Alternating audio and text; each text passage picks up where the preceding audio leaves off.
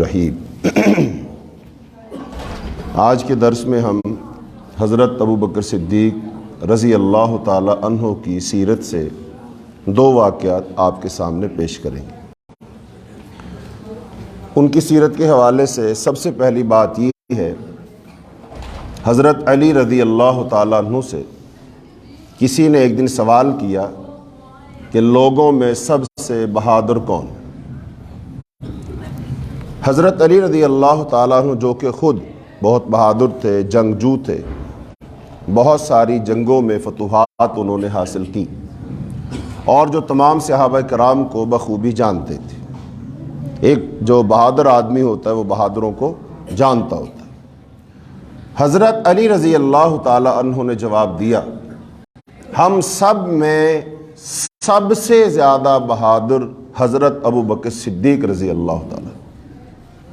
اور پھر انہوں نے غزوہ بدر کا ایک واقعہ سنایا۔ کہتے جب غزوہ بدر میں نبی صلی اللہ علیہ وسلم کا خیمہ لگایا گیا، اس خیمے کی حفاظت کی ذمہ داری کون لے گا، یہ سب سے بڑا سوال تھا، کیونکہ سب کو معلوم تھا سارے کے سارے کافروں کا زور کس طرف ہونا ہے، جہاں رسول اللہ صلی اللہ علیہ وسلم ہو، تو لہذا آپ کی حفاظت کرنا بہت بڑی ذمہ داری۔ اب یہ سوال پیدا ہوا کہ آپ کے خیمے کی پہرے داری کون کرے گا، وہاں کون کھڑا ہوگا؟ سارے صحابہ کرام موجود تھے، غزوہ بدر میں جتنے لوگ تھے۔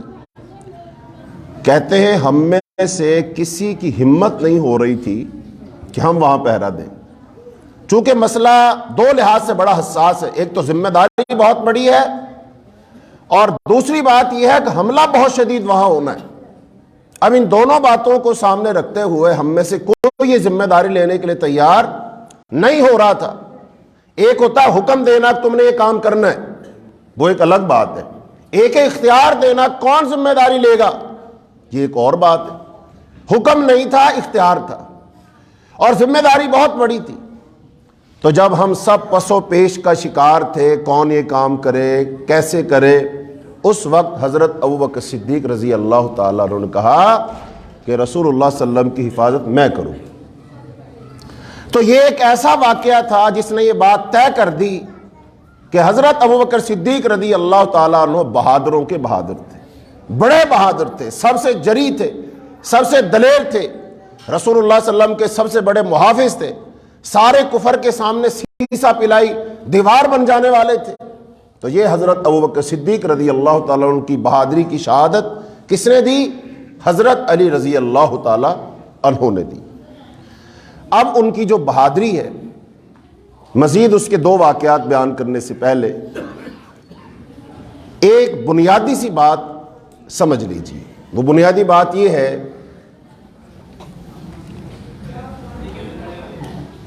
کہ مسلمان ہونا یہ اللہ کے ساتھ ایک معاہدے کا نام ہے۔ مسلمان ہونا یہ اللہ کے ساتھ ایک معاہدہ ہے، جیسے دو لوگ معاہدہ کرتے ہیں، اشتراک کرتے ہیں، کوئی کام کرتے ہیں، لکھت پڑھت ہوتی ہے، معاہدہ ہوتا ہے، شروط طے ہوتی ہیں، تم نے یہ کرنا ہے، میں نے یہ کرنا ہے۔ ایسے ہی مسلمان ہونا یہ اللہ کے ساتھ کیا ہے؟ ایک معاہدہ ہے کہ میں مسلمان ہو رہا ہوں، اے اللہ مجھے یہی چاہیے، اللہ فرماتے ہیں تمہیں یہ کام کرنا ہے۔ تو مسلمان ہونا ایک معاہدے کا نام۔ ہر بندہ یہ سوچے کیا میں نے اللہ سے معاہدہ کیا ہوا ہے کہ نہیں۔ نمبر دو، اگر میں نے معاہدہ کیا ہوا ہے، میرے حصے کے کون کون سے کام جو میں نے کرنے، بھول میں مت رہو، ابہام میں مت رہو، بالکل کلیئر ہو جاؤ۔ میں نے معاہدہ کیا اللہ سے، ہاں کیا ہے، اب اس معاہدے کے تحت میں نے کیا کرنا ہے، میرے ذمہ کون کون سے کام ہیں، اور اللہ رب العالمین نے اپنے ذمہ کون کون سے کام لیے۔ بات طے ہو جائے گی، پھر اپنے حصے کا کام کرو، اپنی طرف سے اپنے معاہدے پہ قائم ہو جاؤ، ڈٹ جاؤ، جم جاؤ، چونکہ جب ہم اپنا وعدہ پورا کریں گے اللہ اپنا وعدہ پورا کرے گا، اور اگر ہم نے اپنا وعدہ پورا نہ کیا اللہ بھی اپنا وعدہ پورا نہیں کرے، چونکہ وہ تو مشروط ہے۔ اور قرآن میں اللہ تعالیٰ نے اس کا تذکرہ کیا، فرمایا اوفو بعہدی اوفی بعہدکم، تم میرا وعدہ پورا کرو میں تمہارا وعدہ پورا کروں گا۔ اب سوال یہ ہے کہ میرا اللہ سے کیا وعدہ ہے، میرا اللہ سے کیا معاہدہ ہے جو میں نے پورا کرنا ہے، اور پھر اللہ نے اپنا پورا کرنا ہے۔ دوسری جگہ اللہ نے اسی بات کی وضاحت دوسرے الفاظ میں کی فرمایا ان تنصروا اللہ ینصرکم، اگر تم اللہ کی مدد کرو گے اللہ تمہاری مدد کرے گا۔ آج ہم اللہ کی مدد کے منتظر ہیں، حالات خراب ہیں، دیگر گوں ہیں، وہ انفرادی ہو، اجتماعی ہو، ملکی ہو، ملی ہو، سیاسی ہو، معاشی ہو، حالات تو خراب ہیں، لیکن بتائیے اب ہمیں ان حالات جو خراب ہیں ان میں ساری امید کس سے؟ اللہ سے۔ سوال یہ ہے اللہ میری مدد کیوں کرے، کیوں کرے اللہ میری مدد؟ سوال پھر وہی آئے گا، کیا میں اللہ سے کیا ہوا وعدہ پورا کر رہا ہوں جو اللہ میری مدد کرے؟ تو میرے بھائیوں، اسلام معاہدے کا نام ہے۔ تمام صحابہ کرام میں سے کوئی ایک صحابی ایسا نہیں تھا جس کو پتہ نہ ہو کہ میں مسلمان ہو رہا ہوں، میں اللہ کے ساتھ معاہدہ کر رہا ہوں، لہذا میں نے کیا کیا کام کرنے ہیں اور اللہ نے کون کون سے کام کرنے۔ ہر ایک کو بالکل واضح تھا اور پتہ تھا، اور وہ جب تک جیتے رہے اپنے معاہدے پر قائم رہے اور اللہ ان کی مدد کرتا رہا۔ جب ہم دیکھتے ہیں کسی بھی میدان میں وہ کھڑے ہو گئے تھے، تعداد کے لحاظ سے تھوڑے تھے، وسائل کے لحاظ سے کمزور تھے، اسلحہ ان کے پاس کم تھا، ان کے مقابلے میں کافر طاقتور تھے، تعداد زیادہ تھی، اسلحہ زیادہ تھا، جنگ ہو گئی، فتح کس کو ملی؟ فتح مسلمان کو ملی۔ وجہ اللہ کا معاہدہ تھا تم میرا کام کرنا میں تمہاری مدد کروں گا، میں تمہیں غالب کروں گا۔ اب مسلمان کی عزت اللہ کی عزت بن جاتی ہے اور اللہ کی عزت مسلمان کی عزت بن جاتی ہے۔ دین کا کام، اللہ کا کام مسلمان کا کام بن جاتا ہے اور مسلمان کا کام اللہ کا کام بن جاتا ہے۔ اس کا مطلب یہ معاہدہ، اس معاہدے کو رینیو کرو، اس کی عہد تجدید کرو، اپنے وعدے کو نئے سرے سے اللہ کے ساتھ نیا کانٹریکٹ کرو، اپنے دل دماغ میں ساری باتیں دہراؤ۔ یا اللہ میں دل کی خوشی کے ساتھ عہد کرتا ہوں، وعدہ کرتا ہوں، میں تیرے دین کا سپاہی ہوں، اللہ میں تیرا بندہ ہوں، میں کلمہ پڑھ چکا، تیری ذات کا اقرار کر چکا، تیرے نبی کی نبوت اور رسالت کو مان چکا۔ اے اللہ اب میری زندگی کا مقصد میرے مقاصد نہیں ہے، اللہ میری زندگی کا مقصد وہ ہے جو تو طے کرے گا، میری زندگی کا مقصد تیرے دین کی سرفرازی، میں اسی لیے مسلمان، میں اسی لیے نمازی۔ اللہ سے عہد کرو، یا اللہ میرا تیرا معاہدہ ہو گیا، یا اللہ اب مجھے عزت تو دے گا، اللہ میرے مسائل تو حل کرے گا، اللہ میرے دشمنوں کو مغلوب تو کرے گا، اللہ دنیا میں میرے مسائل حل تو کرے گا، اللہ میری پگڑی کو تو بلند کرے گا، اللہ میری پگڑی کے شملے کو تو بلند کرے گا، اللہ تو مجھے کافروں کے سامنے ذلیل و رسوا نہیں ہونے دے گا، اللہ تو یہ کام کر، میرے پاس جو ہے جان ہے، مال ہے، عزت ہے، اللہ سب کچھ لٹا دوں گا، اللہ لڑ جاؤں گا، تو جہاں کھڑا کرے گا میں کھڑا ہو جاؤں گا، میں تعداد نہیں دیکھوں گا، قلت و کثرت نہیں دیکھوں گا، دنیا کا بڑے سے بڑا طاغوت ہو، بڑے سے بڑا کفر ہو، اللہ میں اس کے سامنے سینہ سپر ہو جاؤں گا، اللہ تنہا کھڑا ہو جاؤں گا، لوگ مجھے پاگل کہیں تب بھی کھڑا ہو جاؤں گا، لوگ میرے مخالف جائیں اللہ میں پھر بھی کھڑا ہو جاؤں گا، اللہ میں تیری ذات کے آسرے پہ سب سے لڑ جاؤں گا، چونکہ میرا تجھ سے وعدہ ہے کہ میرے پاس تو میرا کچھ ہے ہی نہیں، جہاں دی ہوئی اسی کی تھی، جہاں دی ہوئی اسی کی تھی، حق تو یوں ہے کہ حق ادا نہ ہوا، اللہ میں لڑ جاؤں گا، اپنی طرف سے پوری کوشش کروں گا۔ یہ اللہ کے ساتھ عہد ہے۔ اللہ سے بڑا وفادار کون ہو سکتا ہے؟ اللہ سے بڑا وعدہ وفا کرنے والا کون ہو سکتا ہے؟ وَمَنْ أَصْدَقُ مِنَ اللَّهِ حَدِيثًا، سب سے بڑا وفا کرنے والا تو رب ہے نا۔ تو میرے بھائیوں، اسلام آج پکار رہا ہے اپنے ماننے والوں کو، چونکہ ایک طرف کفر نے آواز لگائی ہے اپنے ماننے والوں کو، ایک طرف اسلام آواز لگا رہا ہے اپنے ماننے والوں کو، ایک طرف شیطان نے آواز لگائی ہے کہ میرے پیچھے کھڑے ہو جاؤ، میرے ماننے والوں، میرے پشتیبان بنو، میری آواز پہ لبیک کہو، میں جہاں کہوں وہاں اپنا مال خرچ کرو، اپنی اولادیں پیش کرو، اپنے ادارے دو، اپنے ملک دو، اپنی سلطنتیں مجھے دے دو۔ یہ شیطان نے آواز لگائی۔ آج شیطان کے پیروکار صف بنا کر، متحد اور متفق ہو کر، اپنے سارے وسائل لے کر شیطان کے پیچھے صف بنا کر کھڑے ہوئے، اور دوسری طرف اسلام آواز دیتا ہے، قرآن آواز دیتا ہے، رب رحمان آواز دیتا ہے، رسول اللہ صلی اللہ علیہ وسلم کی سیرت و سنت آواز دیتی ہے کہ اے میرے ماننے والوں، آؤ مقابلے کا وقت ہے، میں تمہیں دعوت دے رہا ہوں، میرے پیچھے آ کے کھڑے ہو جاؤ۔ بتاؤ، جب شیطان کے ماننے والے سب بنا کر آ گئے، رحمان کے ماننے والوں کو آنا چاہیے کہ نہیں؟ قرآن کے ماننے والوں کو آنا چاہیے کہ نہیں؟ اسلام کے بیٹوں کو آنا چاہیے کہ نہیں آگے؟ وقت آواز دیتا ہے، ہر وقت کی ایک ضرورت ہے، ہر وقت کی ایک پکار ہے، معاش کے لحاظ سے، معیشت کے لحاظ سے، سیاست کے لحاظ سے، اور سب سے بڑی ضرورت عقیدے، نظریے اور دین کے لحاظ سے۔ آج دین کو ضرورت ہے، آج دین پکار رہا ہے، آج دین کفر کے چنگل میں ہے، آج کفر منظم ہو کے اسلام کا گھیرا ڈالے ہوئے ہے، اسلام کا گلا گھونٹنے کے لیے تیار ہے، اسلام کے خلاف سازشوں کے جال بن دیے گئے ہیں۔ اے مسلمان، خودداری کا مظاہرہ کر، غیرت کا مظاہرہ کر، اپنے آپ کو اللہ کے ساتھ وفاداری کر۔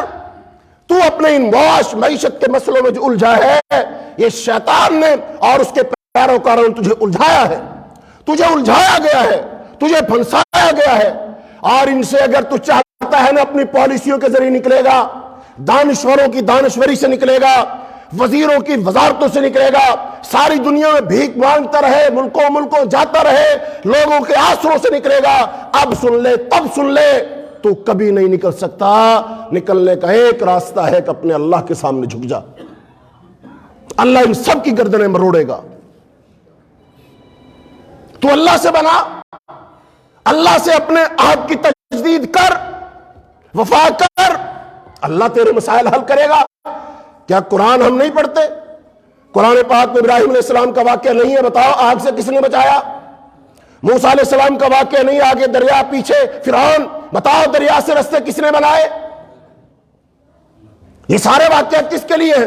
حضرت یوسف علیہ السلام کے بھائی اس کے دشمن ہیں، کنویں میں پھینک دیا، مصر کے بازار میں بک گئے۔ بتاؤ، مصر میں یوسف علیہ السلام کو جیل سے نکال کر تخت پر کس نے بٹھایا؟ اگر اللہ کی مدد نہ ہوتی، اپنی دانشوری سے، اپنی فقاہت سے، اپنی سمجھ بوجھ سے کبھی بھی کامیابی حاصل نہ کر سکتے تھے۔ اس سب کے پیچھے اللہ کا منصوبہ کار فرما تھا۔ آج اس بات کی ضرورت ہے۔ سارا کفر دیکھتا رہ جائے گا، اور جیسا کہ ماضی میں دیکھتا رہ گیا۔ کیا مکہ کے اندر رسول اللہ صلی اللہ علیہ وسلم کے دشمن نہ تھے؟ کیا ان سب نے ایڑی چوٹی کا زور نہ لگایا تھا؟ آپ کو قتل کرنے کا، ناکام کرنے کا، آپ کے مشن کو مٹانے کا، صحابہ کرام کو ڈرانے دھمکانے کا، کیا انہوں نے ایڑی چوٹی کا زور نہ لگایا تھا؟ لیکن ہجرت والی رات وہ آپ کے گھر کے ارد گرد محاصرہ کر کے تلواریں لے کر قتل کرنے کے ارادے سے سب بنا کر کھڑے تھے کہ آج کی صبح محمد صلی اللہ علیہ وسلم کی آخری صبح ہے، قتل کر دیں گے۔ اسی رات اللہ تعالیٰ نے اپنے نبی کو حکم دے نکلو، اور آپ ان کے بیچ سے نکل گئے۔ اللہ نے ان کی آنکھوں کو اندھا کر دیا، کانوں کو بہرا کر دیا، ان کی عقلوں کو ختم کر دیا۔ حضور پاک ان کے درمیان میں سے نکل کے چلے گئے، انہیں کانوں کا خبر نہ ہوئی۔ یہ کیسے ہوا؟ کیسے ہوا؟ یہ اللہ کی مدد سے ہوا۔ سوال یہ پیدا ہوتا ہے اللہ کی مدد سے کیوں ہوا؟ چونکہ حضور پاک اللہ کے مشن پر چل رہے تھے، اللہ کے مشن پر چل رہے تھے۔ نبی صلی اللہ علیہ وسلم اللہ کے دین کے سب سے بڑے مجاہد تھے، دین اسلام کے اولین سب سے بڑے نبی اللہ کے دین کے مجاہد رسول اللہ صلی اللہ علیہ وسلم تھے۔ اس دین کے لیے سب سے زیادہ قربانی کس کی ہے؟ رسول اللہ صلی اللہ علیہ وسلم کی۔ تو میرے بھائیوں، دھیان سے سن لو یہ لائن، جو بندہ رسول اللہ صلی اللہ علیہ وسلم کی ذات سے مخلص ہے، جو بندہ رسول اللہ صلی اللہ علیہ وسلم کے مشن سے مخلص ہے، وہی صحیح مسلمان ہے۔ آپ کا مشن کیا ہے؟ حضور پاک کی زندگی کا اول آخر مشن کیا تھا؟ اپنے لیے جینا، اپنے خاندان کے لیے جینا، مکے کی سرداری اور چودراہٹ کے لیے جینا؟ کیا تھا آپ کی زندگی کا مقصد؟ آپ کا مشن کیا تھا؟ اللہ کے دین کو اس دنیا میں غالب کرنا، سارے ادیان پر غالب کرنا۔ هو الذی ارسل رسولہ بالہدی ودین الحق لیظہرہ علی الدین کلہ، سارے ادیان پر غالب کرنا، جتنے نظریات ہیں، جتنے عقائد ہیں، جتنی تہذیبیں ہیں، جتنی ثقافتیں ہیں، جتنے نظام ہیں، ان سارے نظاموں پر اللہ کے اس دین کو غالب کرنا، یہ رسول اللہ صلی اللہ علیہ وسلم کی زندگی کا مشن تھا۔ بتاؤ صحابہ کرام کی زندگی کا مشن تھا کہ نہیں؟ تو وہ سچے مسلمان تھے، مشن یہی تھا۔ اچھا، پھر ایک وقت آیا، رسول اللہ صلی اللہ علیہ وسلم فات ہو گئے، دنیا چلے گئے۔ بتاؤ، آپ کی ذات تو اللہ کے پاس چلی گئی، لیکن آپ کا مشن باقی رہا کہ نہیں؟ تو صحابہ کرام نے پھر کس سے وفا کی؟ مشن سے، حضور پاک کے مشن سے، حضور پاک کے دین سے، اللہ کے دین سے۔ تو آج بھی وہ مشن موجود ہے، وہ دین موجود ہے۔ جیسے آج 1450 سال پہلے وہ مشن اور وہ دین، وہ نظریہ، وہ عقیدہ پکار رہا تھا، اور اس شمع کے گرد اس کے چاہنے والے پروانے جمع ہو رہے تھے، آج بھی وہی دین ہے، آج بھی وہی زمین ہے، آج بھی وہی کفر ہے۔ آج یہ دین پھر پکار لگا رہا ہے،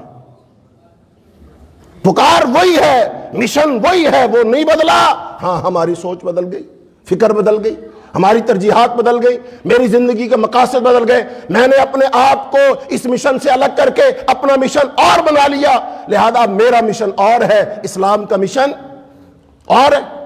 دراڑ پڑ گئی، رستے جدا ہو گئے، میں اپنے مشن پر ہوں، اور اپنے مشن پر میں خوب کاربند ہوں۔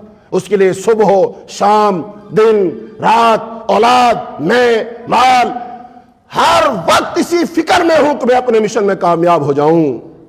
وہ اللہ کا مشن کہاں گیا؟ دین کا مشن کہاں گیا؟ رسول اللہ صلی اللہ علیہ وسلم کا مشن کہاں گیا؟ چونکہ تو مسلمان ہے نا، اور مسلمان اسلام سے ہے، اور اسلام کا ایک مشن ہے، اگر تیرے اندر بھی وہی مشن ہے تو مسلمان ہے، اور اگر تیرا مشن اس مشن کے علاوہ کوئی مشن ہے تو سمجھ لے تیری مسلمانی پر سوالیہ نشان ہے۔ یہ باتیں بالکل واضح ہیں، دو ٹوک ہیں، ان کو سمجھو۔ تو صحابہ کرام نے تو اس مشن کو اپنا مشن سمجھا تھا، اب ان کی زندگی کا مشن اس کے سوا کوئی مشن نہیں تھا۔ بتاؤ، میری، آپ سب کی اور رسول اللہ صلی اللہ علیہ وسلم کی سوچ میں یکسانیت ہونی چاہیے کہ نہیں؟ دھیان سے سمجھو اس بات کو، میری سوچ اور رسول اللہ صلی اللہ علیہ وسلم کی سوچ میں یکسانیت ہونی چاہیے کہ نہیں؟ کہ میری سوچ حضور پاک کی سوچ سے الگ ہونی چاہیے؟ تو سوچ میں یکسانیت ہونی چاہیے۔ آپ سوچ سمجھ کر یہ بات کہہ رہے ہیں، میری سوچ میں اور رسول اللہ صلی اللہ علیہ وسلم کی سوچ میں یکسانیت ہونی چاہیے۔ تو جب سوچ ایک ہوگی تو مقاصد بھی ایک ہوں گے، مقاصد جدا جدا نہیں ہو سکتے، رستہ بھی ایک ہوگا۔ تو پھر آپ صلی اللہ علیہ وسلم کی زندگی کا مشن کیا تھا؟ آپ کی زندگی کے مقاصد کیا تھے؟ آپ کس کے لیے جیے؟ قرآن نے اللہ نے فرمایا قل ان صلاتي ونسكي ومحياي ومماتي للہ رب العالمین، میری نماز، میری قربانی، میرا جینا، میرا مرنا کس کے لیے؟ جب میری سوچ رسول اللہ صلی اللہ علیہ وسلم کی سوچ جیسی ہے تو اپنے آپ سے کہو، میری نماز، میری قربانی، میرا جینا، میرا مرنا کس کے لیے؟ یہ بات صحیح ہے؟ آپ اس سے متفق ہیں؟ اب سوال کرو اپنے آپ سے، یہ تو ہونا چاہیے نا، لیکن کیا ایسا ہو رہا ہے؟ میری صبح ہے، میری شام ہے، میرا جینا، میرا مرنا، میری سوچ، میری فکر کیا اللہ کے لیے، کہ اپنی ذات کے لیے، کہ اپنے مقاصد کے لیے، اپنی ترجیحات کے لیے، کس کے لیے؟ ہماری ناکامی کا اصل سبب یہ ہے، چونکہ جب بندہ مسلمان نہیں نہ ہوتا اس کی کامیابی کے طریقے اور معیار اور ہوتے، اور جب بندہ مسلمان ہو جاتا ہے اس کی کامیابی کے معیار اور ہوتے۔ کافر کو تو اللہ بطور صدا کے مال دیتا ہے، بطور صدا کے، بطور آزمائش کے مال دیتا ہے۔ قرآن میں اللہ تعالیٰ نے فرمایا، آیات کا مفہوم یہ ہے کہ اگر سارے لوگ ایک جیسے نہ ہو جاتے تو اللہ ان کافروں کے مکانوں کی چھتوں کو، ان کے مکانوں کے دروازوں اور سیڑھیوں کو سونے چاندی کی بنا دیتا۔ اب اللہ تعالیٰ ان کو جو اتنا مال دیتا کیا خوش ہو کے دیتا؟ کیا وہ کامیاب ہو رہے تھے اس لیے دیتا؟ نہیں، بطور صدا کے دیتا۔ رسی اللہ ڈھیلی چھوڑتا ان کی اس لیے دیتا۔ اس کا مطلب کافر کو جو مال و دولت ملتی ہے وہ اور اصول کے تحت ملتی ہے، اور ایک مسلمان کو جو مال و دولت ملے گی وہ اور اصول کے تحت ملے گی۔ لیکن آج ہمیں صرف مال و دولت چاہیے، اصول کوئی ہو۔ کیا تم اللہ سے صرف مال و دولت چاہتے ہو؟ نبی صلی اللہ علیہ وسلم کی بیویوں نے ایک دفعہ آپ سے کہا تھا اللہ کے رسول ہمیں یہ چاہیے وہ چاہیے، گھر کی چیزیں اور مطالبات رکھ دی، بیٹھی ہوئی ہیں رسول اللہ صلی اللہ علیہ وسلم کے پاس۔ اللہ تعالیٰ نے قرآن میں آیت نازل کی، اے نبی اپنی بیوی سے کہہ دیجیے مال و دولت چاہیے نا، آسائشیں چاہیے، سامان چاہیے، دنیا کا سامان متاع چاہیے، کوئی بات نہیں، فیصلہ کرو، تمہیں اللہ کا رسول چاہیے کہ مال و متاع چاہیے؟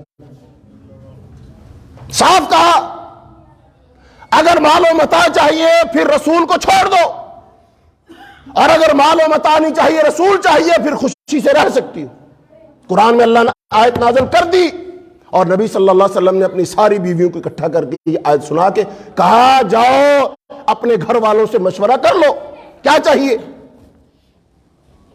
اما جی عائشہ رضی اللہ تعالیٰ عنہ سے رسول اللہ صلی اللہ علیہ وسلم نے کہا جاؤ اختیار کر لو، اب جو ہے فیصلہ کرو، اپنی رائے دو، کیا فیصلہ کیا، کیا سوچا ہے؟ اما جی عائشہ رضی اللہ تعالیٰ عنہ کیا فرمایا، سوچنے والی بات ہی نہیں، میرا فیصلہ ہو گیا، مجھے آپ چاہیے، مجھے نہیں چاہیے سامان سمون، مجھے تو آپ چاہیے، فیصلہ ہو گیا۔ پھر ان کی تقلید کرتے ہو باقی امہات المومنین نے بھی کہا فیصلہ ہوا نا، دو میں سے ایک چننا پڑا نا۔ اور میرے بھائیوں چنو کیا چاہیے، مال، دولت، عزت، شہرت، حکومت، منصب، یہ سب کچھ اللہ کے پاس موجود ہے، اللہ بھیک میں۔ اور جب اللہ کافروں کو دے سکتا ہے، نمرود اور فرعون کو دے سکتا ہے، اپنے دشمنوں کو دے سکتا ہے، تو اپنے مسلمان بندے نمازی گناہگار کو تو دے ہی سکتا ہے۔ ان کی تو کوئی ویلیو نہیں ہے، اور مسلمان اس چیز کو حاصل کرنے کی کوشش کر جس کی رب العالمین کے ہاں کوئی ویلیو ہے۔ تو وہ چیزیں اللہ سے مانگ رہا ہے جن کی کوئی ویلیو نہیں ہے۔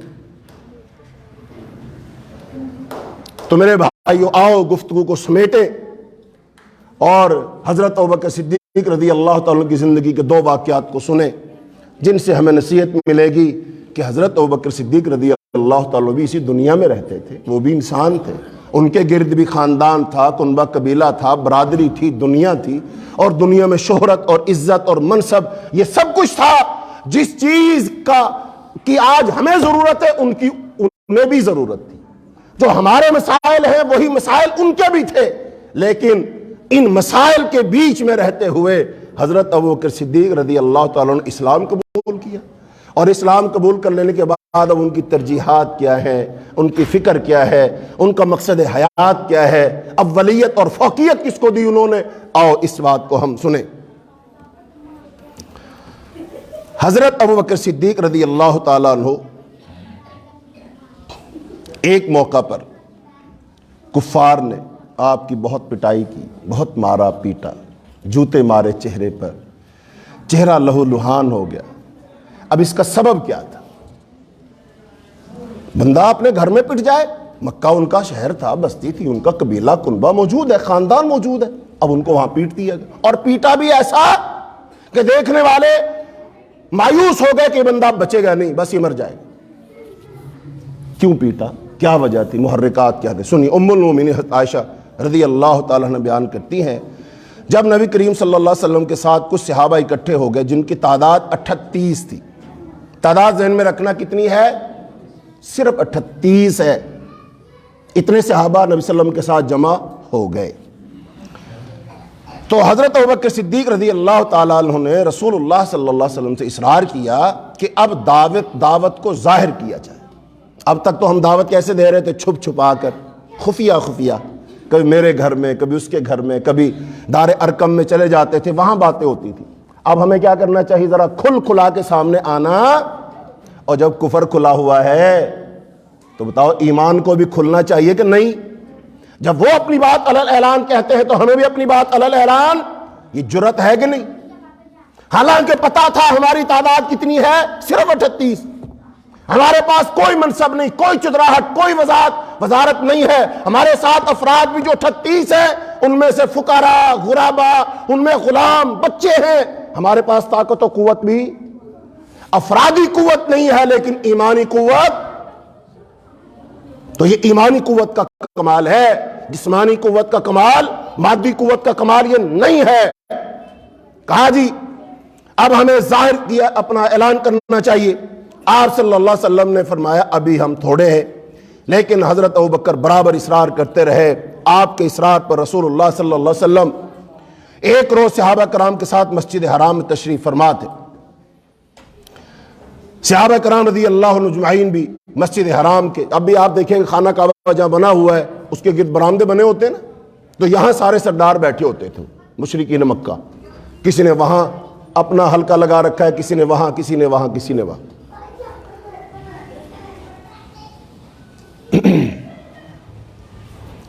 تو اس طرح وہ بیٹھے ہوتے تھے۔ تو اب رسول اللہ صلی اللہ علیہ وسلم تشریف لائے، ساتھ کچھ صحابہ کرام ہیں، حضرت ابوبکر صدیق رضی اللہ تعالیٰ عنہ بھی ان میں ہیں۔ اچھا اس واقعے کو سنتے ہوئے نا یہ باتیں ذہن میں رکھنا، آج اگر بات کی جائے نا اسلام کی انفرادی طور پر نہیں بھائی، یہ پوائنٹ کلیئر ہونا چاہیے، انفرادی طور پر بالکل نہیں۔ انفرادی طور پر مطلب ہے آپ نماز پڑھیں، آپ روزہ رکھیں، آپ حج کریں، آپ نکاح کیسے پڑھاتے ہیں، آپ جب فوت ہو جاتا ہے جنازہ کیسے پڑھاتے ہیں، بچہ پیدا ہو جاتا پھر آپ، یہ انفرادی معاملہ ہے۔ ان میں پوری دنیا میں اجازت ہے، آپ جہاں مرضی جو چاہے کر لیں۔ ان کاموں کی اجازت صرف پاکستان میں نہیں ہے، پوری دنیا میں جہاں مرضی چلے جاؤ۔ ہندوستان میں بھی یہ کام ہو رہے ہیں، امریکہ کے اندر بھی یہ کام، برطانیہ کے اندر بھی یہ کام، سب ہو رہے، کسی کو کوئی اعتراض، چونکہ یہ انفرادی کام ہے، ان سے کسی کو کوئی اعتراض نہیں، آپ سے کوئی کچھ نہیں کہے گا، بلکہ کہیں گے اچھا مسلم ہے۔ پوری دنیا کی کفر کو اعتراض کس پر ہے؟ وہ بات ہمیں سمجھنی ہے، اور وہی بات، اسی بات کی آج ضرورت ہے، اور وہی بات آج نہیں ہو رہی۔ لہذا جس وقت جس چیز کی ضرورت ہونا وہی دی جائے تو مسئلہ حل ہوتا ہے۔ مثلا یہ بندہ بیمار ہے، بیمار بندے کو کیا چاہیے؟ علاج، دوا چاہیے، لیکن ایک بندہ اس کو دوا تو نہیں دلواتا، کیا کہتا ہے؟ میں آپ کے لیے جوتے بڑے اچھے لایا ہوں، میں آپ کے لیے کپڑے لایا ہوں بڑے مہنگے، میں آپ کے گھر کے لیے برتن لے کر آیا ہوں، میں آپ کے لیے ایک صوفہ سیٹ خرید کے لایا ہوں۔ بتائیے ضرورت پوری ہوگی؟ اس بیمار بندے کو ان چیزوں کی ضرورت ہے کہ دوا کی؟ ایسے ہی بالکل اسلام کا جو اس وقت مسئلہ ہے وہ سمجھنا ہے کہ اس وقت اسلام کو کس کی ضرورت ہے۔ اسلام کے پاس لاکھوں کروڑوں لوگ نماز پڑھنے والے موجود ہیں، حج کرنے والے موجود ہیں، زکوٰۃ دینے والے موجود ہیں، مسجدیں بنانے والے موجود ہیں، صدقہ و خیرات کرنے والے موجود ہیں، لیکن آج اسلام کا مسئلہ کیا؟ یہ بھوک اور ننگ ہے۔ آج اسلام کی غیرت کا مسئلہ ہے کہ اسلام کو بطور نظام کے اپنانے کی بات کی جائے۔ جیسے دنیا میں دوسرے نظام ہے نا، اسلام پورا نظام حیات ہے، ضابطہ حیات ہے۔ یہ چاہتا ہے جہاں انفرادی معاملات اسلام کے مطابق کیے جائیں، اجتماعی معاملات بھی اسلام کے مطابق کیے جائیں۔ سیاست دنیا میں کس کے مطابق کی جائے؟ اسلام کے نام پر۔ معیشت کس کے نام پر چلائی جائے؟ اسلام کے نام پر۔ داخلہ خارجہ پالیسی کس کے مطابق بنائی جائے؟ اسلام کے نام پر۔ دنیا میں عدالت کا نظام کس کے مطابق چلا جائے؟ اسلام کے نام پر۔ فرق ہو جائے گا، یہ عدالت کافروں کی ہے، یہ عدالت اسلام کی ہے۔ یہاں پر برطانیہ کے قانون کے مطابق فیصلہ ہوتا ہے، اور یہاں پر محمد الرسول اللہ صلی اللہ علیہ وسلم کی سیرت، سنت اور دین کے مطابق فیصلہ ہوتا ہے۔ فرق ہو جائے گا۔ اور دنیا میں یہ سفیر اسلام کا مقدمہ لڑ رہا ہے، وگرنہ بتاؤ ہمارا جو وزیر خارجہ ہو، کوئی بھی ہو، وہ دنیا میں جو بات کرتا ہے دنیا سے مختلف کرتا ہے وہ، اور اس کے منہ سے جو بات نکلتی ہے وہ دنیا امن کی بات کرے وہ بھی امن کی بات کرتا ہے، دنیا دہشت گردی کے خلاف بات کرے وہ بھی دہشت گردی کے خلاف بات کرتا ہے، دنیا تہذیب و ثقافت کی بات کرے وہ بھی تہذیب و ثقافت کی بات کرتا ہے، دنیا پاپولیشن کو، آبادی کو کم کرنے کی بات کرے وہ بھی آبادی کم کرنے کی بات کرتا ہے۔ فرق کیا ہے؟ فرق کیا ہے؟ دونوں کی بات سنو، دونوں کی بات میں کہیں فرق نظر آتا ہے؟ کہیں اسلام کی نمائندگی نظر آتی ہے، اسلام کی وکالت نظر آتی ہے، اسلام کے لیے جد و جہد نظر آتی ہے، اسلام کے غلبے کی بات نظر آتی ہے، اسلام کو بطور نظام اپنانے کی بات نظر آتی ہے؟ فرق کیا ہے پھر؟ تو اسلام کو ایسے گونگے بہرے دنیا دار مادی وزیروں کی ضرورت نہیں ہے۔ یہ سوال ان لوگوں سے کرنا بیکار ہے، عبث ہے۔ نہ انہوں نے کل یہ مقدمہ لڑا، نہ یہ مقدمہ آج لڑیں گے، چونکہ یہ ان کا مسئلہ ہی نہیں ہے۔ یہ مسئلہ کس کا ہے؟ یہ مسلمان کا مسئلہ ہے، اور اس مسلمان کا مسئلہ ہے جو غیرت مند ہے، یہ اس مسلمان کا مسئلہ ہے جس نے اللہ سے وعدہ کیا ہوا ہے، یہ اس مسلمان کا مسئلہ ہے جو کفر کی ترقی سے جلتا ہے اور اسلام کے زوال سے اس کو دکھ ہوتا ہے، یہ اس مسلمان کا مسئلہ ہے، یہ وہ لڑے گا۔ تو اسلام کو آج اس کی ضرورت ہے۔ لاؤ اسلام کو بیٹے دو، لاؤ اسلام کو افراد دو، لاؤ اسلام کو اچھے ذہن دو، لاؤ اسلام کو آج گھر دو۔ ہم تو اسلام کو اپنے گھر میں پسند نہیں کرتے۔ میرے ساتھ اسلام اگر میرے گھر میں جائے اور مجھ سے باتیں کرتا ہوا جائے اور مجھ سے کہے تیرے گھر میں شادی ہے نا آج، کہتے ہاں، کہتا میں بھی چلو تیرے ساتھ، کہتا چل۔ اسلام کہتا لیکن ایک میری شرط ہے۔ کیا شرط ہے؟ دیکھ، میں اگر تیرے ساتھ جاؤں گا تو سارے کام پھر میری مرضی کے مطابق ہوں گے، جو میں چاہوں گا وہ ہوگا، جو میں نہیں چاہوں گا وہ نہیں ہوگا۔ بندہ سوچے گا کہ اسلام کو ساتھ لے کر جاؤں یا نہیں۔ اسلام پھر سختی سے کہتا ہے مرضی میری، صرف میری مرضی، کچھ نہیں چلے گا۔ مطلب کھول دے بات کو، ناچ گانا نہیں چلے گا، رسومات نہیں چلیں گی، بے پردگی نہیں چلے گی، مرد و زن کا اختلاط نہیں چلے گا، تیری بیٹیاں بہنیں مائیں نہیں ناچیں گی، کوئی ایسا کام غیر شرعی نہیں ہوگا، رسوم و رواج نہیں ہوں گی۔